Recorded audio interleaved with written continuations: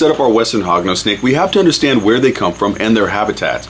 Now, western hognose snakes can be found through multiple states on the western side of North America, and they are also found in very arid regions and semi-arid regions, and sometimes even agricultural areas, but they like it to be a little bit drier. You can find them in sandy and loamy soils, or you can find them on very hard-packed ground. So one of the coolest things about hognose snakes is that they come in so many different morphs. This one right here is an anaconda. This one is an albino.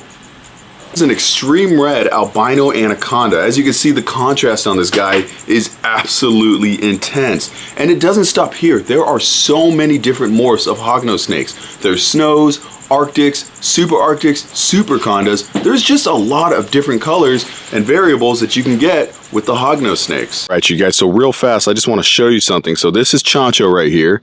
And as you can see, he looks absolutely stunning, but one thing about him is that he looks like a rattlesnake from a distance, and even close up their patterns mimic a rattlesnake. That is one of their biggest defenses.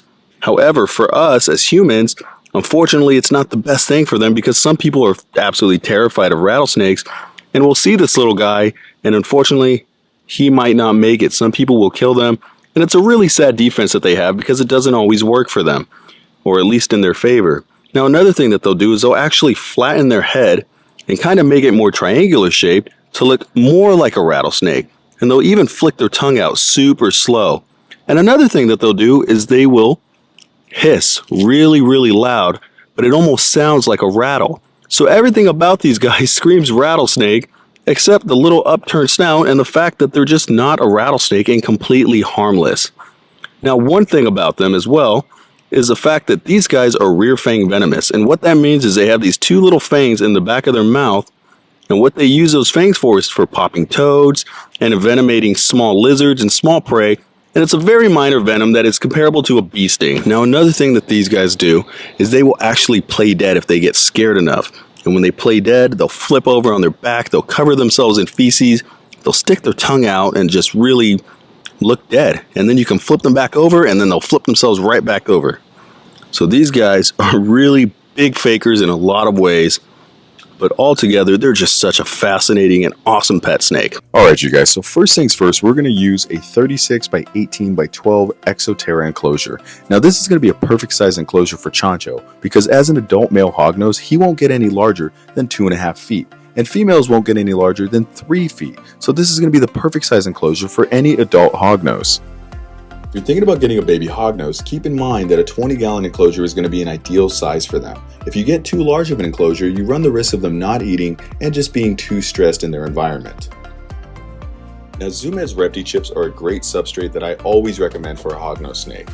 It's a loose bedding and it's a dry bedding, so it's not going to raise the humidity, and because it's so loose and it's light, they can dig into it freely and you don't have to worry about any irritation to their scales or their rostral scale. Hognose snakes tend to come from some pretty dry regions. However, they do still get humidity, and they tend to get it from the burrows that they reside in at night or when they're digging up toads in the sandy soils. And one way to make sure that your hognose can still get humidity and have ease of shedding is by offering a humid hide. Exoterra snake cave is a perfect example of a humid hide. It has an opening on the top and it's completely enclosed on the bottom. This means that you can put moss in there and it's going to be that much harder for the moisture to escape out of this hide. And another cool thing is that it offers plenty of privacy for your reptile when they're trying to shed. You also want to make sure to offer a dry hide as well. Placement of your hides is very important. I always recommend placing your humid hide closer to a heat source to make sure that it keeps that humidity up inside of that hide. Adding wood into your enclosure is a great way to add enrichment for your hognose snake. Not only will it help them shed, but they're super curious snakes and they're very active, and it's not uncommon to see them climbing all over it and just trying to get a survey of the area. You can also move it around from time to time just to really pique their curiosity. Now, in the wild, hognose snakes are known to prey on toads, frogs, and other reptiles and other amphibians. However, in captivity, they eat pinky mice all the way up to adult mice. Now, hognose snakes are also known to be rear fang venomous. Now, that term can be a little too strong in my opinion. They are a venomous snake, however, that rear fang is such a minute venom that for us it would be comparable to a bee sting. And for them to actually envenomate us, they would really have to chew on us for a while. And that venom is really strong enough to just subdue toads, frogs, and amphibians, and lizards. A water bowl is a must, and fair warning, hognoses are notorious for dragging their bedding into their water bowls. Some greenery to add some color and some depth, and just to give them a little something extra to climb on.